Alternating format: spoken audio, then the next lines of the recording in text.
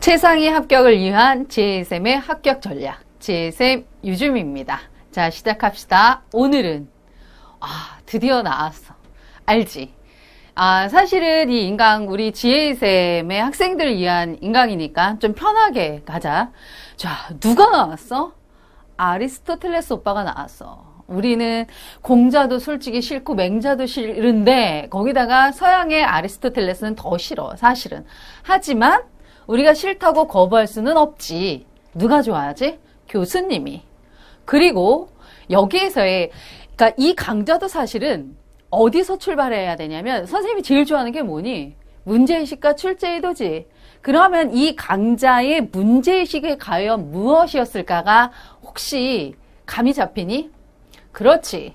요즘 추세에 이게 등장하기 시작했다는 거야. 왜지? 라고 하면서 선생님이 이 강좌를 마련했어.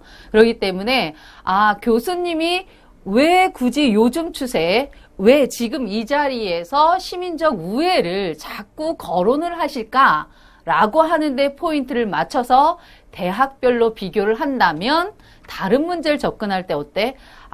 이런 거구나 하고 이해할 수 있을 거야. 놓치지 마. 문제의식으로 출발하십시오.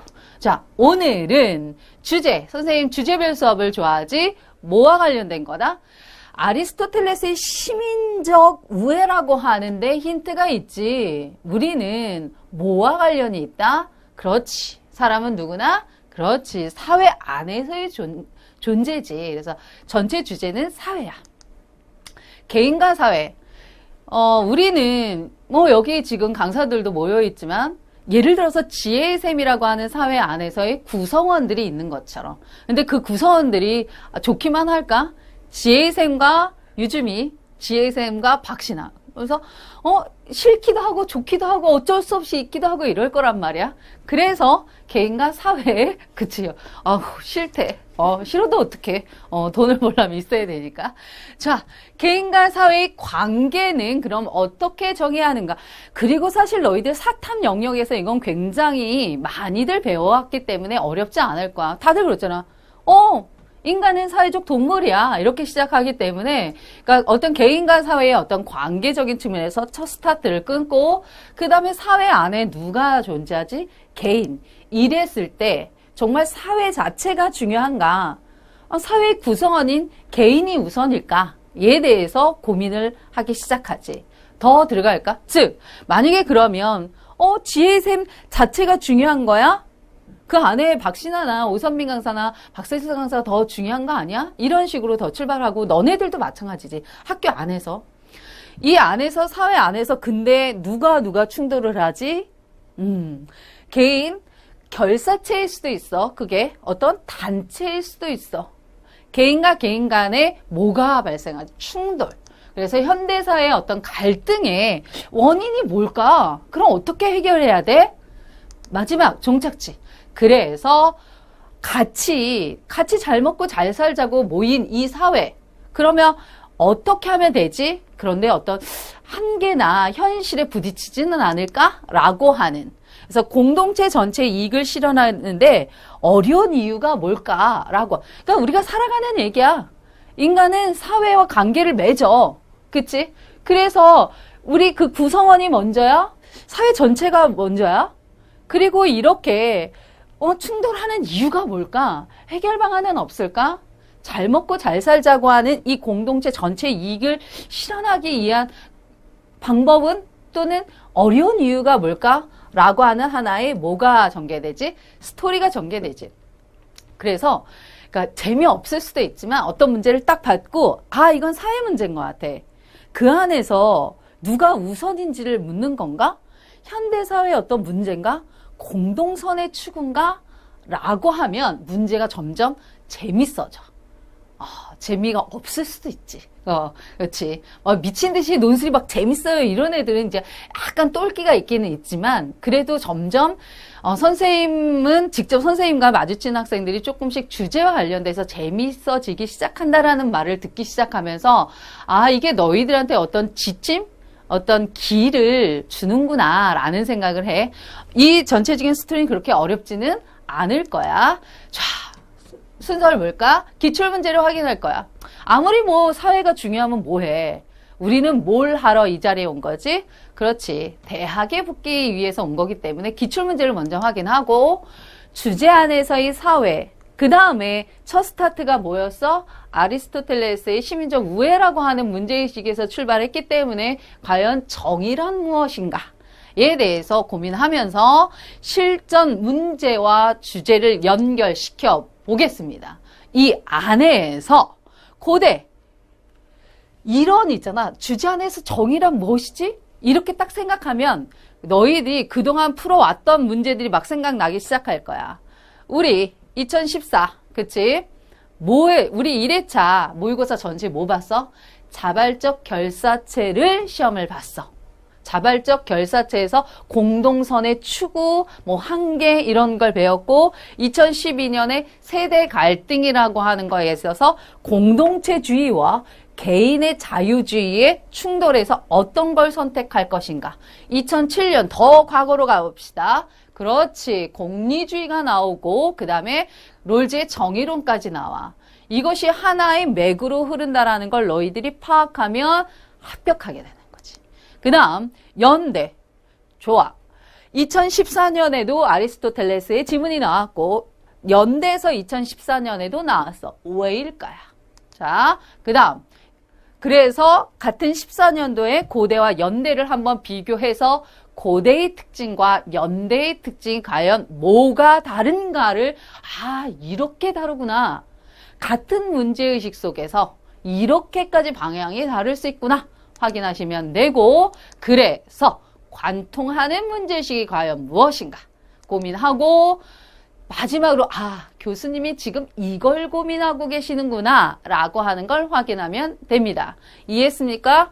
기출로 출발해서 주제로 가서 기출과 주제의 연결 속에서 고대로 갔다가 연대로 가서 고대와 연대를 관통해서 교수님의 마음을 읽어보겠습니다. 자, 기출문제 확인해 볼까? 제일 중요한 게 뭐야? 논제지.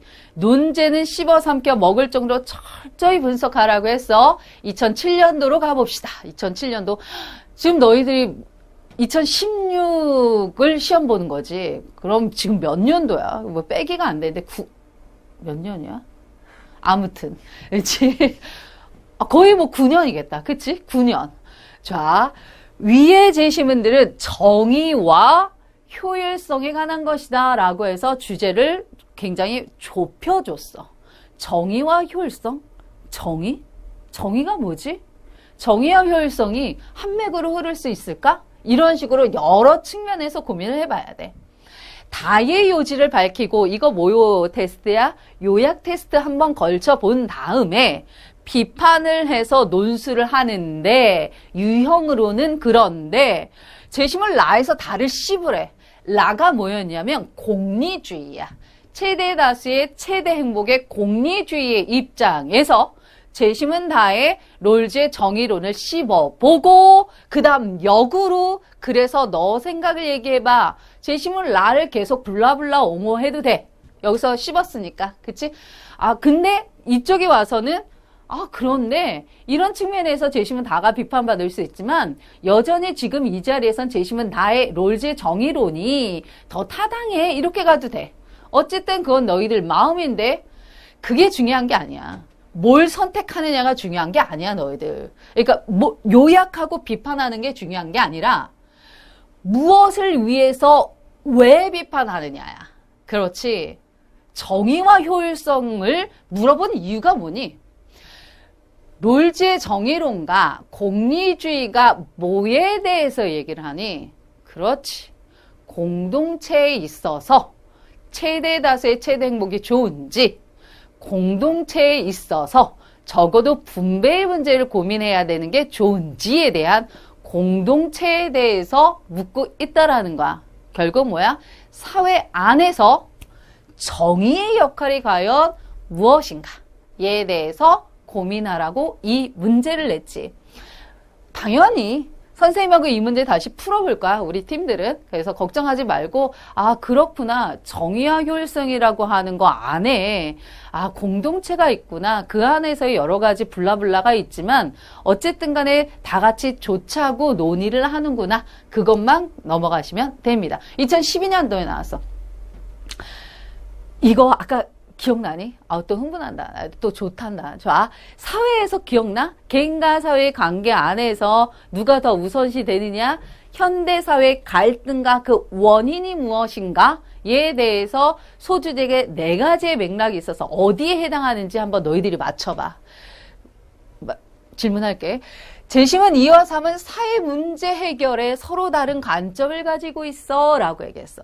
재심은 2는 그렇지. 재심은 2는 얘기해줄게. 재심은 2는 딱 보면 알아. 공동체주의적으로 해결하자는 거야. 재심은 3은 개인의 자유주의적인 입장에서 해결하자는 거야. 그래서 재심은 1에 사회 문제를 해결하기 위해서 너 어떻게 했으면 좋겠니? 라고 하는 거야. 저 선민쌤, 그러면 이게 그치? 4가지 소주제에서 뭐에 해당하는 거예요? 1일까 2일까 3일까 4일까? 3일에. 그치? 왜? 사회 문제 해결에 있어서 이 사회 문제가 고전에 대해서 났겠니? 아니지. 현대사회 갈등에 대해서 나온 거라고. 현대사회 갈등 안에 있어서 무엇을 선택할 것인가, 해결 방안은 없는가에 대한 아까 주제의 챕터 3에 해당하는 거지. 이렇게 그렇게 봐야 되는 거야, 이제. 왜? 우리는 어딜 가야 돼? 최상위를 가야 되겠기 때문이야. 알겠니? 그냥 단순하게 요약하는 게 중요한 게 아니라 이 문제가 뭐에 대해서 왜 묻느냐야. 현대사회 갈등과 그 해결을 그치 전체 사회적인 입장에서 조명해 보자는 거지. 2014년 보겠습니다. 이번엔 신하쌤한테 물어볼게. 1의 논지를 바탕으로 2에 소개된 자발적 결사체들의 특징을 설명하고 그 결사체들의 공익 실현 가능성과 그 한계에 대해서 논의하시오. 뭐야? 그치. 4번째지. 4번째. 4번째가 뭐였어? 공동체에 있어서의 어떤 공동선을 추구하는데 그게 왜 조금 어려울까? 정확하게 일치하지. 그래서 문제들을 보고 이제는 너희들이 그것까지 찾아낼 수 있어야 되는 거야. 이해했습니까? 이렇게 해서 고대 문제를 확인했어. 정리를 한번 해볼까? 2007년 정의와 효율성. 이 정의란 무엇인가? 그치? 한참 붐이 일었던 거 기억나니? 마이클 샌델의 그 정의란 무엇인가에 대해서. 그 다음 그 정의란 무엇인가가 무엇을 향해서 달리는지 한번 생각해보면 팁이 있을 거야. 2012년 사회문제 해결에 있어서 공동체주의로 갈 건지 자유주의로 갈 건지 자발적 결사체들의 공익실현 가능성과 한계에 대해서 묻고 있어. 그러면 이것을 관통하는 과연 문제의식은 과연 무엇인가에 대해서 너희들이 마음속으로 담고 가야 된다라는 거지. 전체 사회 안에서. 이해했습니까? 아직 답은 정확하게 안 줬어. 좀 머리 있거나 센스 있는 애들은 문제의식을 이해할 것 같아. 오케이. 더 들어갑시다. 기출문제 세부 내용 한번 확인해 볼까? 정의란 무엇인가? 롤즈의 정의론을 씹으라 그랬어. 그렇지? 뭐로? 벤덤일 수도 있고 미래일 수도 있는데 그때 제시문 미래 공리주의에 대해서 나왔는데 롤즈의 정의론에서는 제시문에서 우선은 자유를 주되 자유의 원칙 하에 분배의 원칙을 줘야 된다라고까지만 나와서 제시문. 그러니까 사실 롤즈의 정의론이 첫 번째 자유의 원칙 맞고 두 번째는 뭐?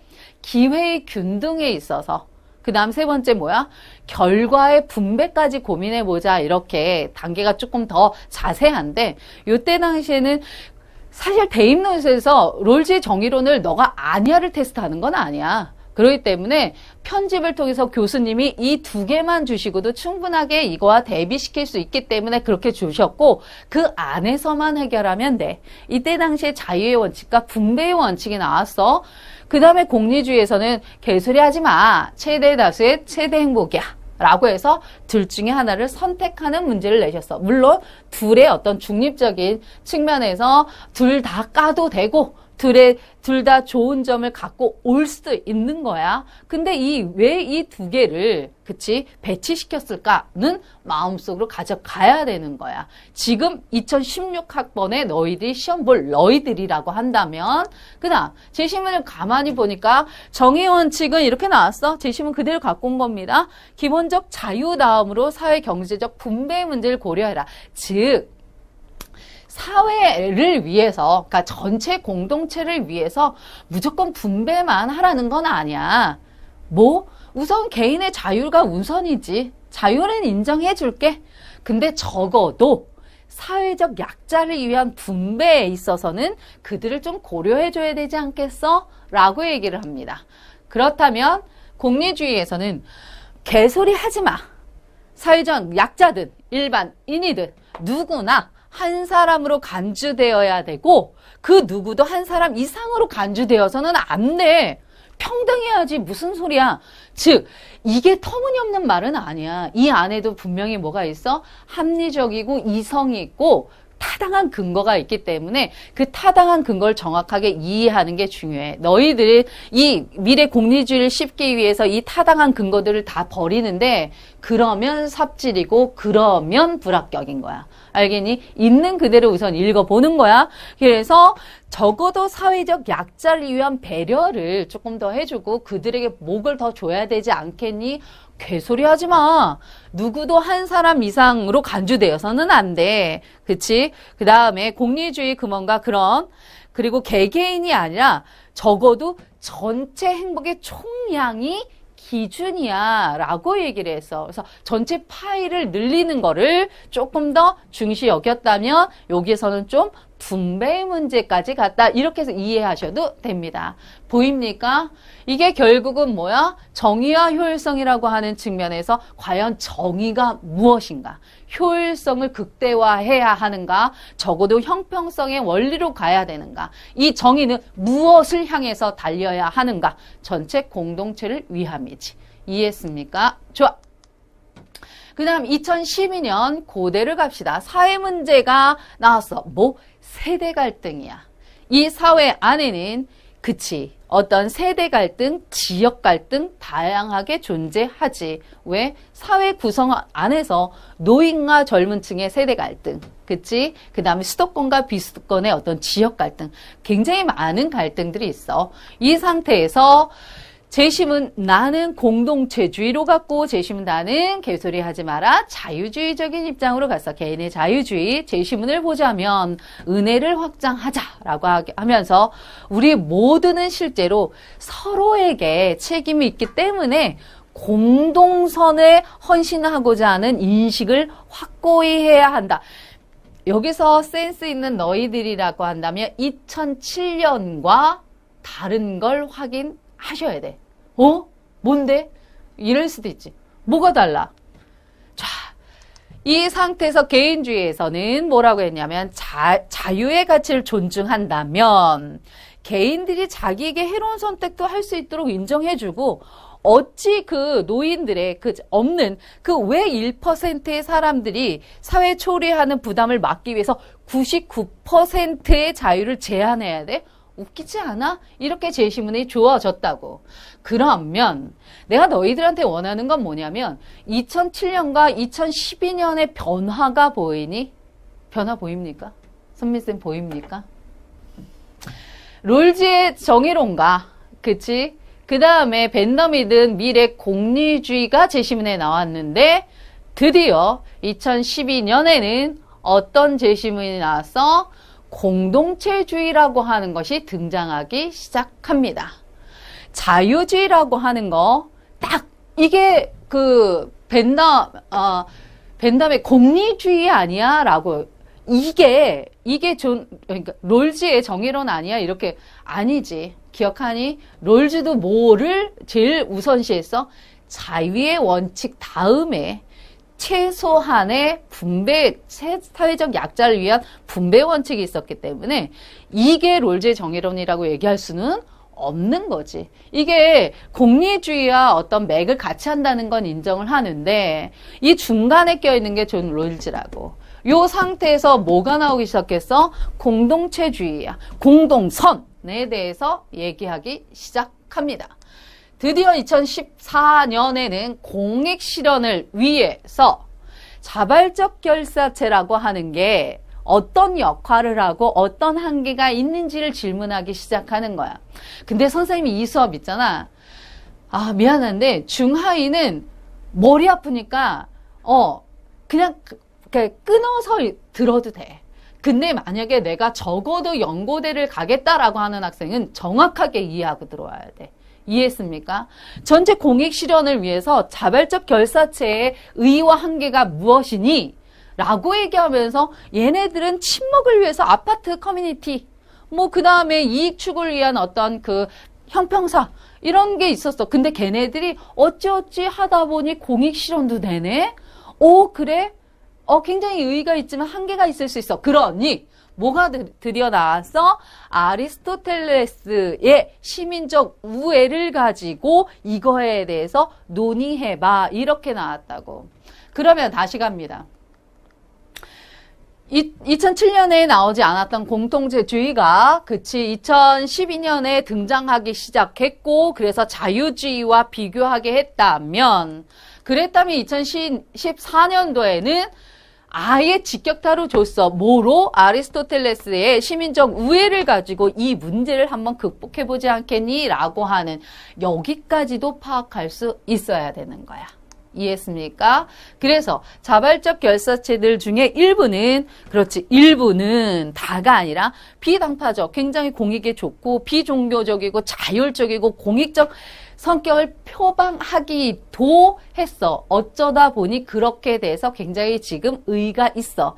그런데 그래서 이건 사실의 개념이다 라고 한다면 아리스토텔레스를 통해서 그렇게 해야 한다는 당위의 개념까지 가는 거야. 어떻게? 시민적 우애는 선의 개념을 공유한 정치 공동체의 자유 시민들 사이에서 구현되는 거야 라고 얘기해서 요 부분은 너희들이 이해하기 어려우니 뒷파트에서 독해로 다시 한번 끊어서 읽어줄 거야.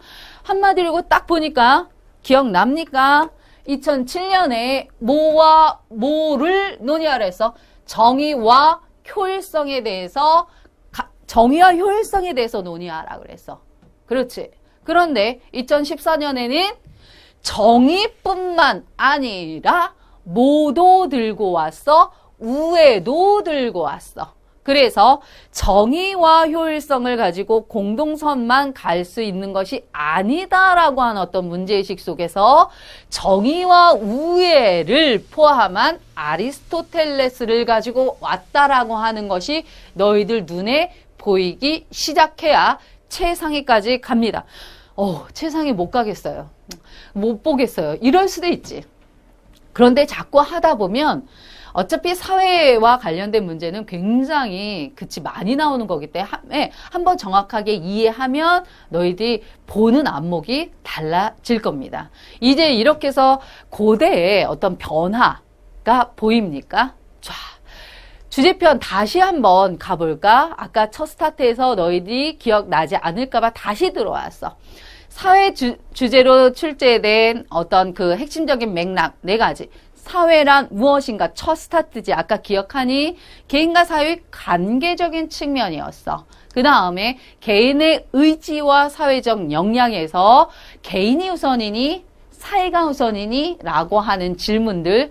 요거 정확하게 이해해봐. 그래서 2014년 연대에서는 이 맥락하에서 무엇에 대해서 문제를 냈는지 한번 맞춰보시면 재밌을 겁니다.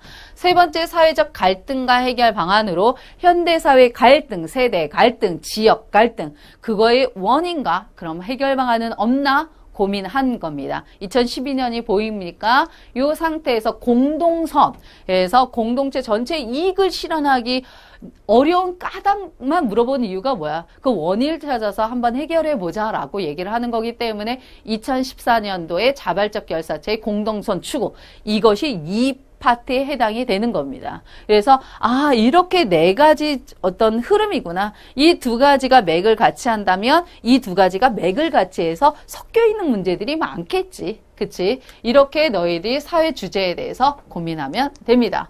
한번 볼까?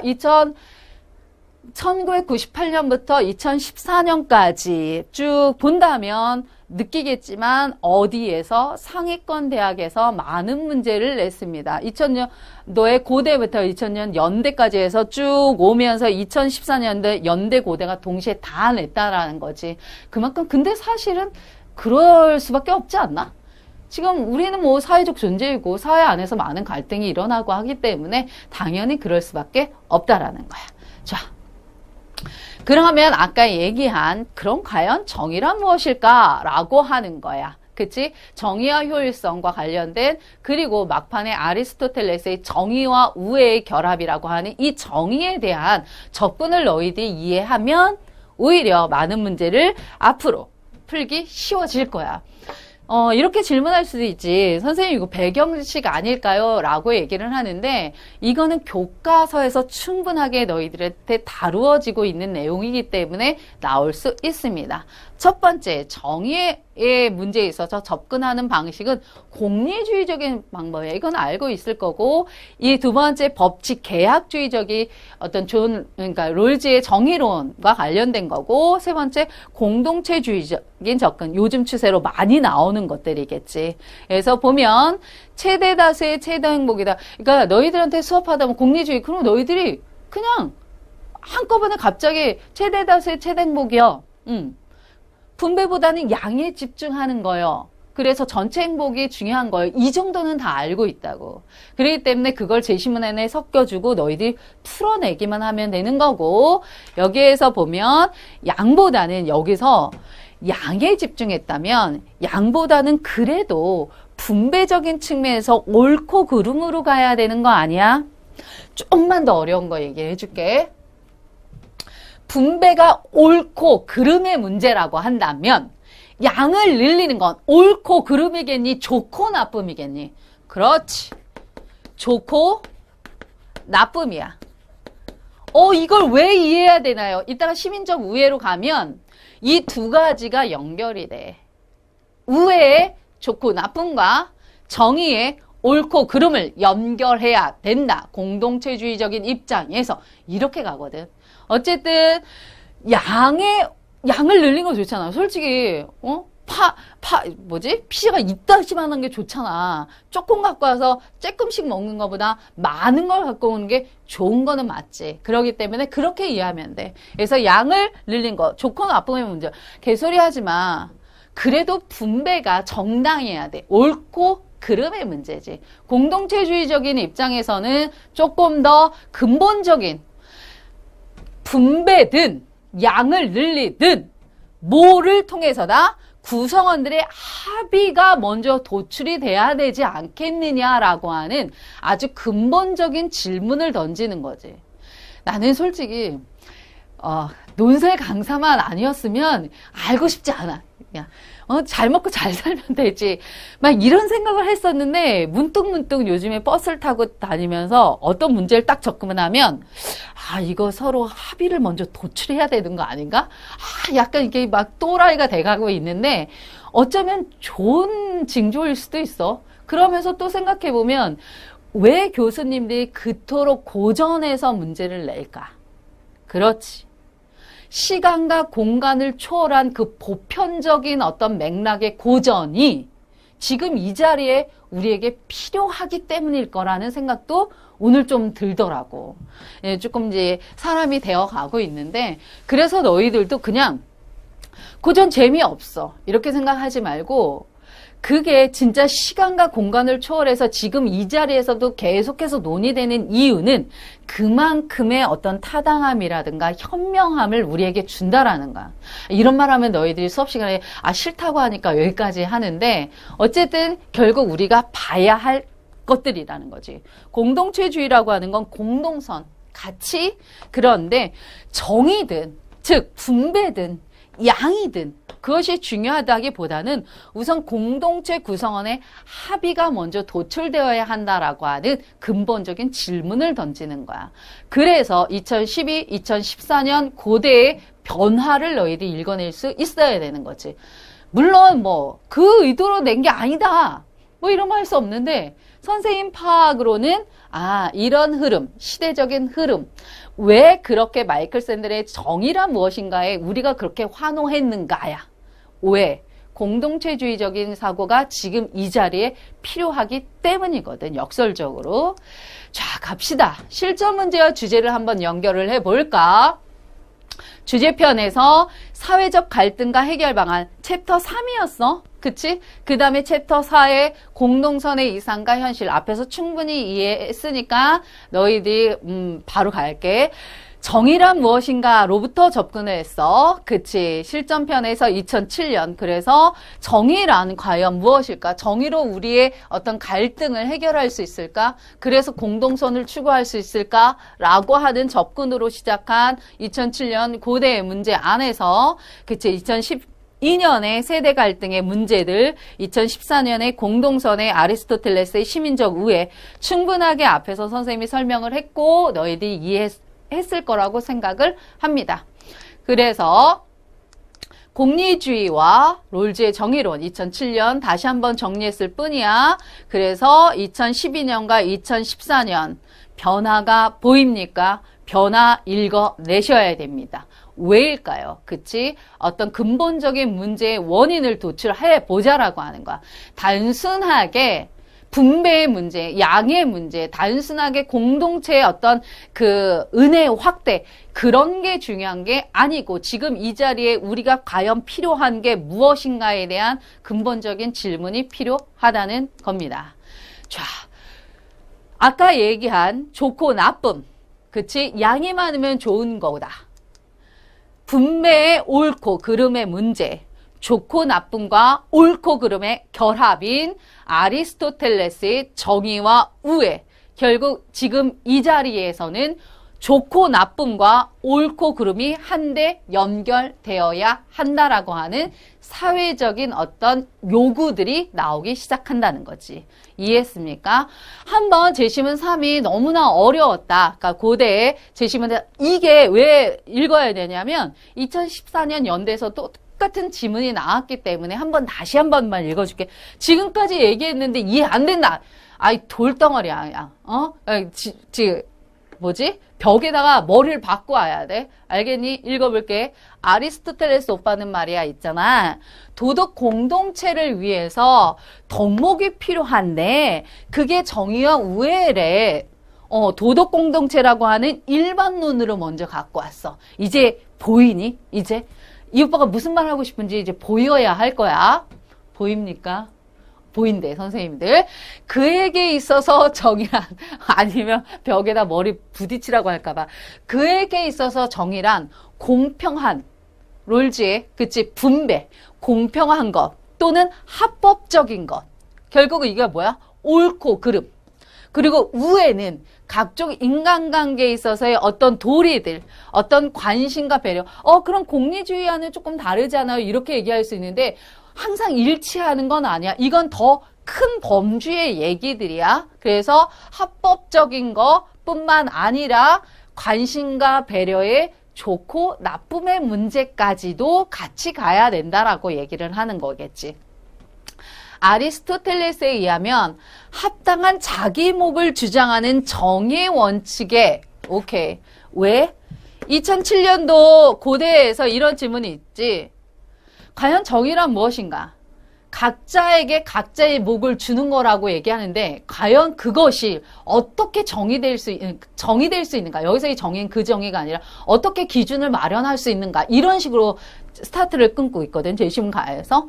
그래서 합당한 자기목을 주장하는 정의 원칙만 따르면 인간관계가 냉각되고, 그렇다고 우애, 인간관계만 너무 강조하다 보면 그치, 정에 이끌려서 정의를 외면할 수 있으니 어떻게 해라? 동시에 강조하게 됐다라는 거야.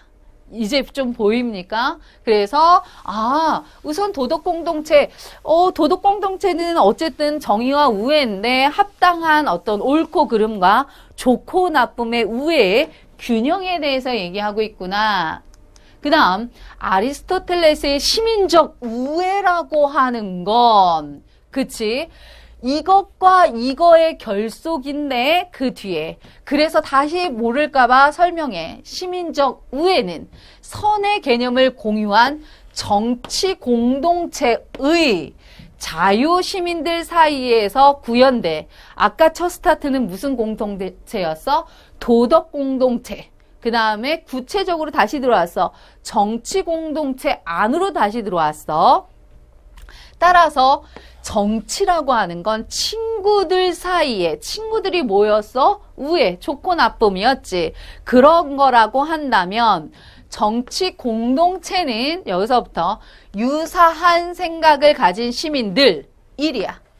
유사한 생각을 가진 사람들이 누구겠어? 친구고 우애겠지.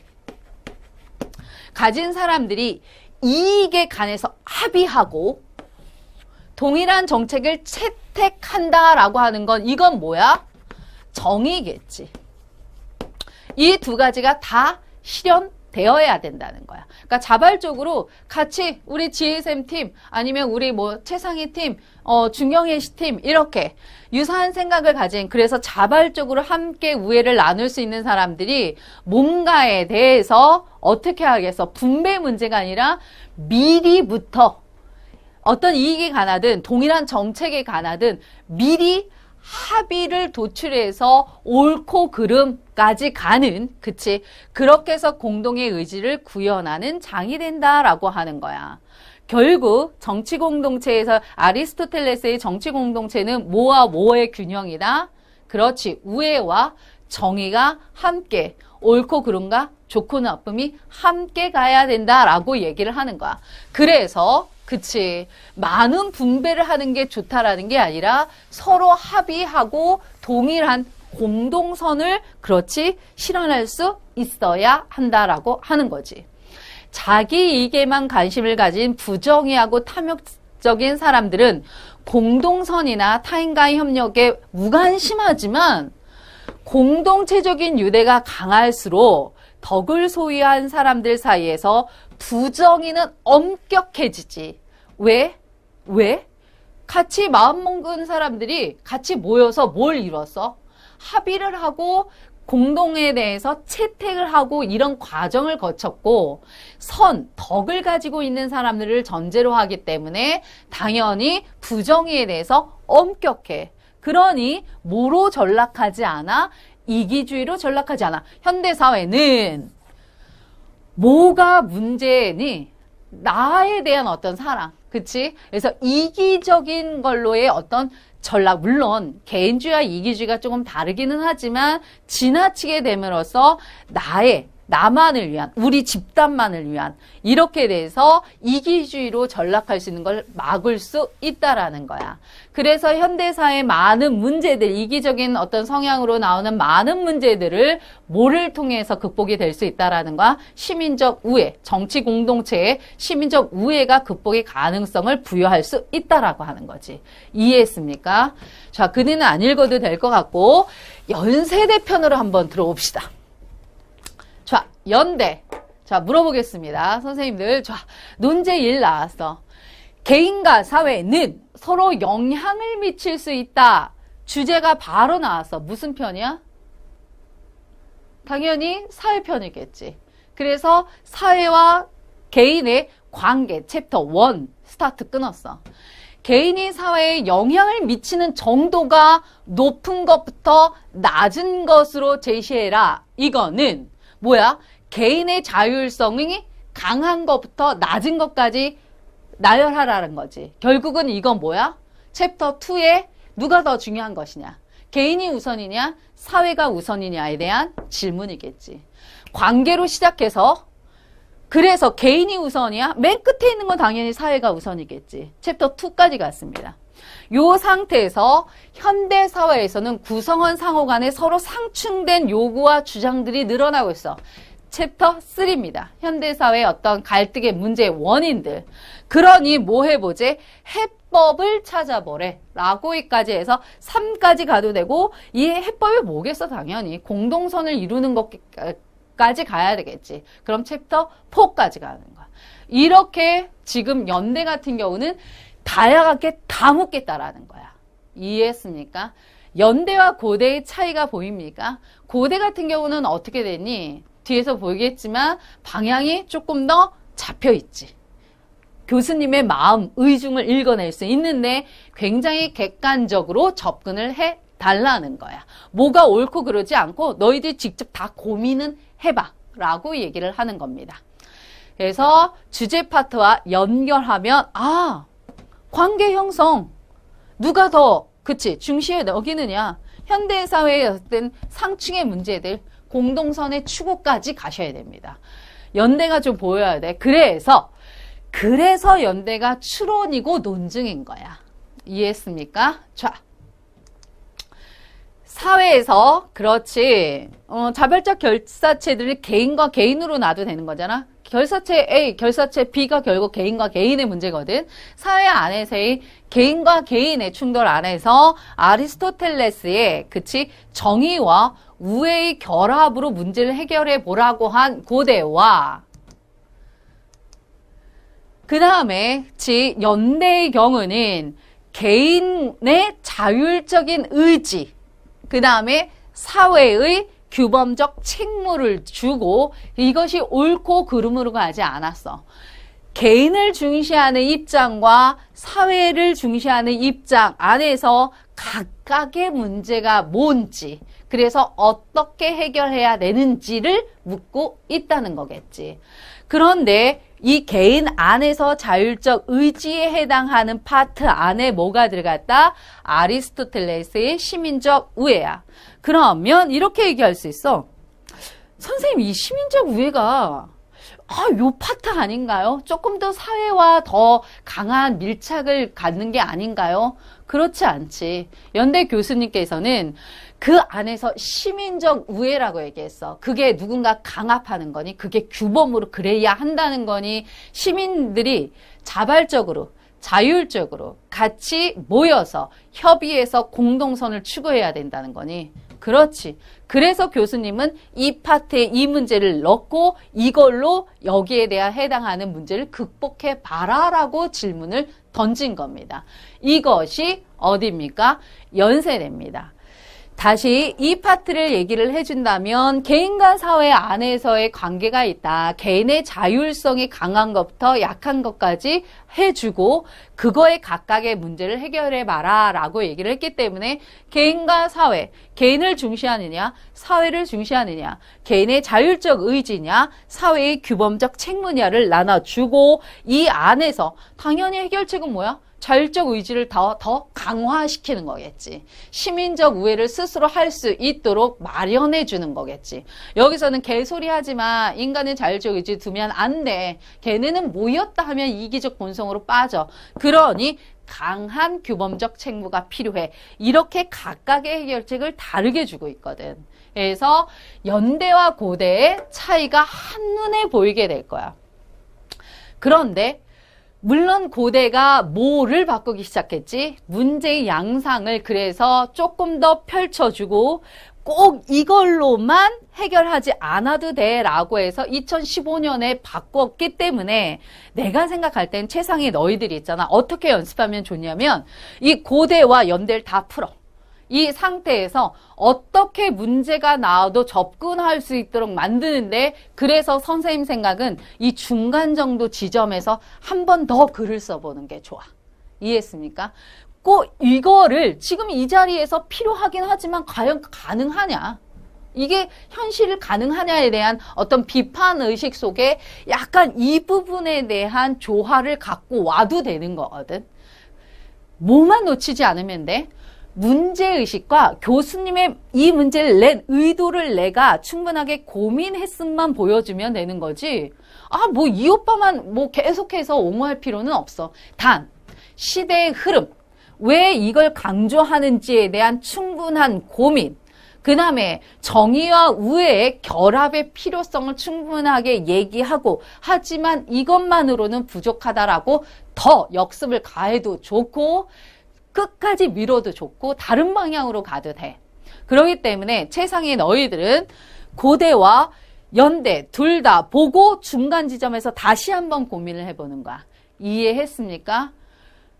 성격이 진짜 다르다라는 걸 선생님은 문제를 풀면서 조금 느끼게 된 케이스 것 같아. 굉장히 객관적이고 굉장히 이성적이고 합리적이고 여기는 조금 강한 의지가 불타고 뭐 이런 게 조금 다르지 않나라는 생각을 해. 어쨌든 자, 다시 세대 갈등의 자유주의와 공동체주의, 사회 안에서의 공동체주의, 개인의 자율적인 것과 사회의 규범적 측면, 그것 자체가 중요한 게 아니라 관통하는 문제의식은 지금 이 자리 사회 안에서 이기주의적으로 전락되는 우리 현대인에 대한 반성이 필요하다는 거야. 그래서 공동선을 위한 선택이 과연 무엇인가에 대해서만 논의하시면 됩니다. 이해했습니까? 참고로 얘기를 해주자라고 한다면 마이클 샌델의 그 정의란 무엇인가 거기에서는 뭐에서 뭐로 가야 된다는 거야? 자유주의적인 입장을 좀 억제하고 공동체주의적인 입장으로 가자라는 거야. 이것이 대표적인 서양적 관점이고 이게 대표적인 동양적 관점이지. 결국 서양에서 어떤 관점이 지금 필요하다라고 반성하는가? 공동체주의적인 관점이 필요하다라고 하는 어떤 반성적 측면이 있고, 우리도 세대 갈등 우리 팀들 풀어서 알겠지만 세대 갈등 안에서도 사실 대표적으로 제시문 2가 공동체주의고 제시문 3이 자유주의잖아. 그래서 너희들은 대부분 자유주의를 옹호하면서 제시문 4, 왜 1%를 위해서 99%가 희생해야 되느냐는 논리로 막 가기는 했지만 그것이 문제를 발생시킨 원인이라고 한다면 그걸 끝까지 그걸로 자유주의로 문제를 해결할 수 없다라는 거야. 그렇기 때문에 이 시점에서 다시 한번 고민을 해보자라고 하는 거지. 이해했습니까? 자, 마지막 답안은 너희들이 지금까지 선생님이 주구장창 중간에 계속 얘기하면서 너희들한테 힘을 실어서 답을 줬단 말이야. 그러면 이거야. 그러니까 너희들이 딱 답안지를 딱 시험지를 다 놓고 한참 고민해. 이 제시문의 관계는 대체 뭘까? 제시문에서 그냥 단순하게 신하쌤이 강좌 올린 게 아마 2015년 경희대 문제가 있었을 텐데 제시문 나에 진보라고 하는 것이 계속해서 과거부터 현재까지 진보하는 것이 좋다라고 하는 제시문 나와 제시문 가에 인간은 불안할 수도 있고 뭐 행복할 수도 있다라고 하는 것들에 대한 거를 줬던데, 그러니까 근본적인 질문이 뭐냐는 거야. 근본적인 질문이. 그러면 그러니까 내가 생각할 때는 진보라고 하는 걸 당연히 좋다라고 하는 전제로 시작하는 현대인에 대한 어떤 질문이다라는 생각도 선생님은 잠깐 들었거든. 해제를 들으면서. 그러니까 제시문 나에서 진보라는 과거부터 현재까지 진보되는 거 계속해서 좋아. 그러니까 발전적인 건 좋아. 그러니까 그걸 받아들여야 돼. 그러니까 진보하지 않고 발전하지 않으면 우리는 어떻게 돼? 굉장히 불안해지는 거야. 제시문 가로 가면. 굉장히 그래서 그 중에 하나가 나야. 끊임없이 바쁘지 않으면 난 굉장히 불안하거든. 그래서 내가 계속 발전해야 된다라고 하는 사실은 현대인들은 압박감을 느낀다라고. 그러면 그러니까 질문을 던지는 거. 과연 그것을 좋다라고 생각하는데 과연 그게 맞냐라고 하는 거야. 혹시 그것이 우리를 주체적으로 또는 반성적인 존재가 되지 않고 그냥 그것만 답습해서 계속 불안한 존재로 가게 하는 거 아니다라고 하는, 내가 생각할 땐 그런 근원적인 질문도 분명히 있었을 거라고 생각하거든.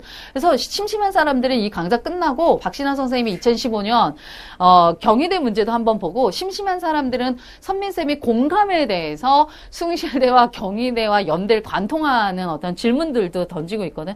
그러면서 너희들이 그 강좌를 보면서 그것의 근원적인 질문이 뭐냐라고 하는 걸 찾아야 돼. 그러면 역으로 지금 이 강좌를 통해서 유주미 강사가 근원적인 질문을 너희들한테 무엇을 던지고 있지? 그것도 파악해야 돼. 그럴 때만이 오케이? 성공적인 최상위 반에 또는 성공적인 최상위 학교에 합격할 수 있는 거야.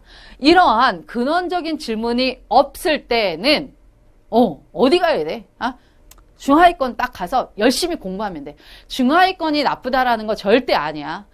최상위를 가기 위해서는 근원적인 질문을 스스로 할 수 아는 힘을 가져야 된다라고 너희들한테 강조하는 거라고. 오케이. 자, 50분을 주구장창 달려왔는데, 자, 고생들 하셨고, 선생님이 강조하는 것들 잊지 마십시오. 지금 이 자리에 아리스토텔레스의 시민적 우애가 과연 왜 필요하고, 그것에 대해서 내가 고민을 했는지, 교수님의 마음을 읽으려고 노력을 했는지, 그 다음부터는 문제를 보는 게 굉장히 재밌고 심도 있어질 거라는 거야. 오케이. 수업 여기까지 하겠습니다. 수고하셨습니다.